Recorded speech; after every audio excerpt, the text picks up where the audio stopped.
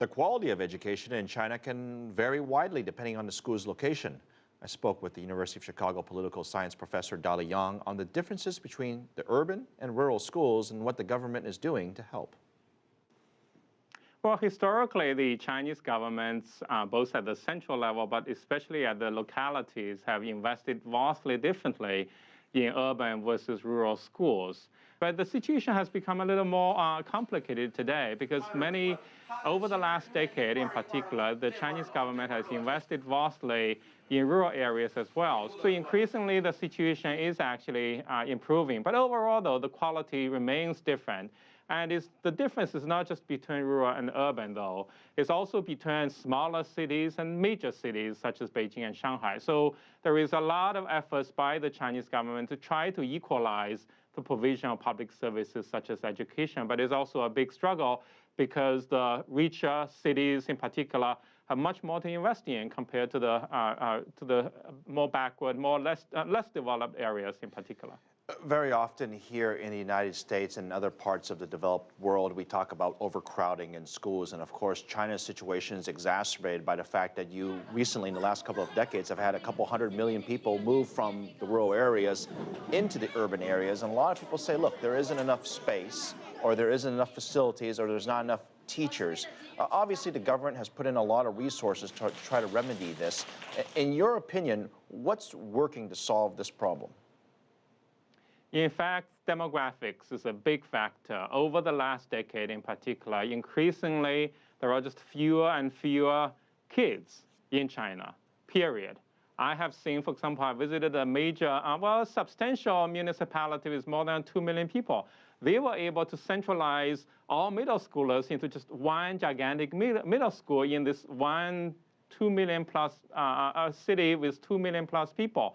So you can see already the number of schools at the primary school level through the middle school levels are in fact shrinking over the last decade. And in that sense, actually, it's sort of, there has also been a lot of mergers of schools in rural areas in particular.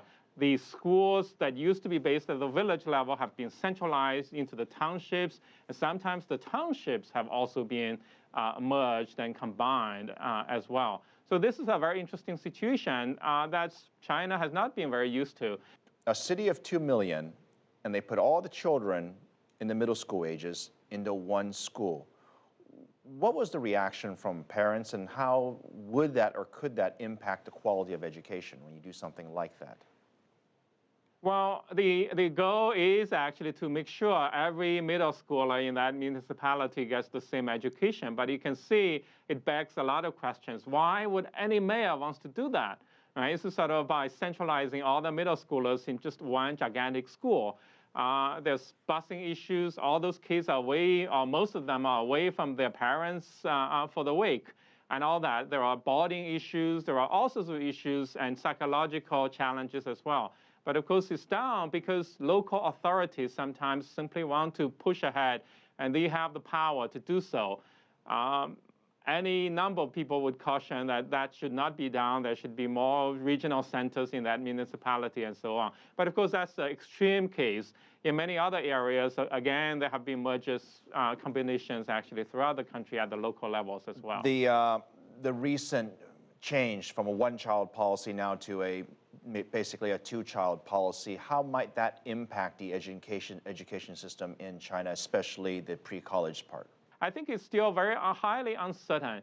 The reason is with China's rapid growth, especially because with the dramatic rise in property prices and living costs in cities, however, many of young people who potentially could take advantage of this policy would prefer not to because of the cost of raising kids. What is the best way forward in the best interest of both the children and, of course, what the parents ultimately want? I think China does need to think hard about removing all of the restrictions, certainly in terms of the population planning policy, but also I think actually, especially when parents just have one child, they tend to place so much pressure on that just one child. And when you have all those families doing the same, there's a tremendous amount of pressure. All the talk by the education authorities to talk about quality education, of making children freer and more oriented towards creativity very often fall by the wayside because of the innate pressures. So the effort to relax the population control policy is very much a good strategy.